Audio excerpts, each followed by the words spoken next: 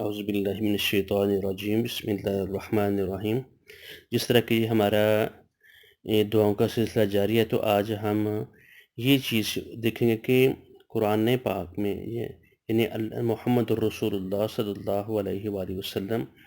نے ہمیں نماز پڑھنے کے بعد کون سی دعائیں پڑھتے تھے اور کس طرح پڑھتے تھے۔ جب نبی اکرم صلی اللہ علیہ وآلہ وسلم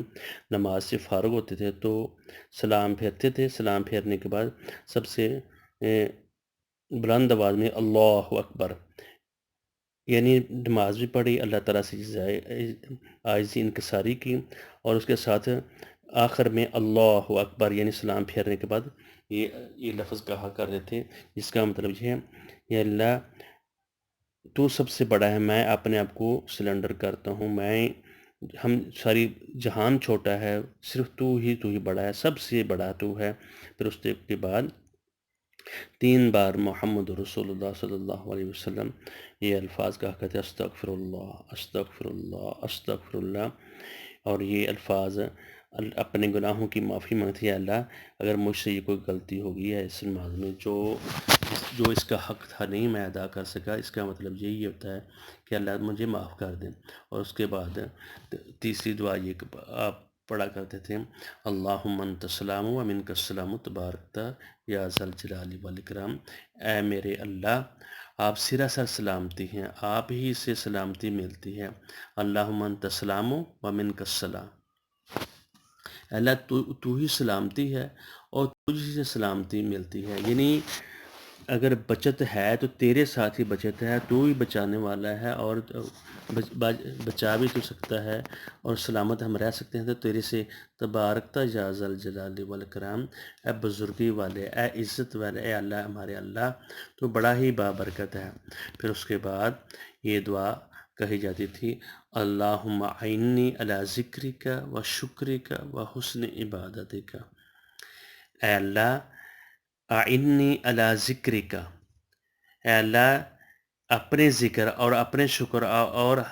اپنی اچھی عبادت پر میری مدد فرما۔ اللہم اعنی، اے اللہ تو میری مدد فرما، تو میری معاونت کر، اعنی میری معاونت کر، علی ذکر کا تیرا کہ میں ذکر کر سکوں، اور وہ شکر کا اور تیرا شکر ادا کروں، وہ حسن عبادت اور بہترین جو عبادت ہے وہ کر سکوں۔ اور یہ ساری احادیث صحیحہ یعنی بخاری اور مسلم میں یہ آئی ہیں، اور ان کے ساتھ ساتھ یہ نمبر بھی جیسے ہم نے آپ کو نظر آ رہے ہوں گے۔ تو اللہ تعالیٰ سے ہمیں یہ جب نماز پڑھے یہ ہمیں دعائیں اذکار یہ کرنے چاہیے، اور ساتھ یہ 5ویں دعا بھی ہم پڑھ لیتے ہیں،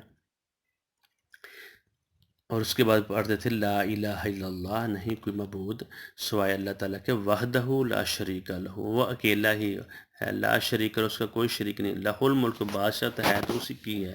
وَلہ الحمد اور اسی کی حمد ہے، تعریف ہے تو صرف اللہ رب العزت کی ہے، وَهُوَ عَلَى كُلِّ شَيْءٍ قدیر، وہ ہر چیز پر قدرت رکھنے والا ہے۔ اللہم لا مانع لما آتیتہ ولا معطی لما منعت ولا ينفع ذا الجد منک الجد،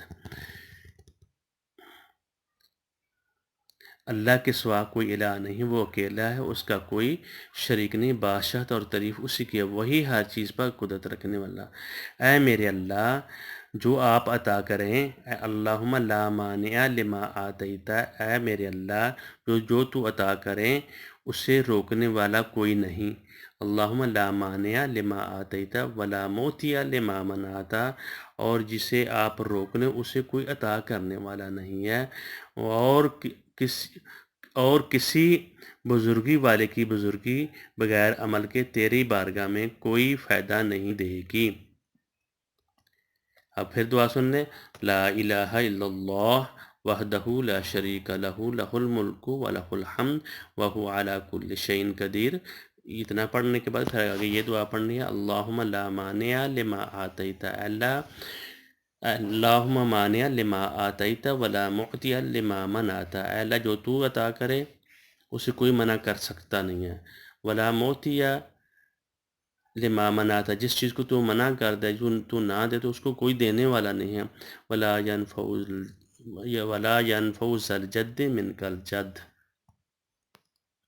تیری بارگاہ میں کوئی فائدہ نہیں دینے والا، تو ہی بزرگی والا ہے، تیری بارگاہ میں کوئی فائدہ دینے والا نہیں ہے۔ یہ ہمیں دعائیں پڑھنی چاہیے، پھر اس کے بعد ہمیں آگے والی دعائیں دیکھیں گے وہ کون کون سی، اور ان کے ترجمہ اور مفہوم کو سمجھنے کی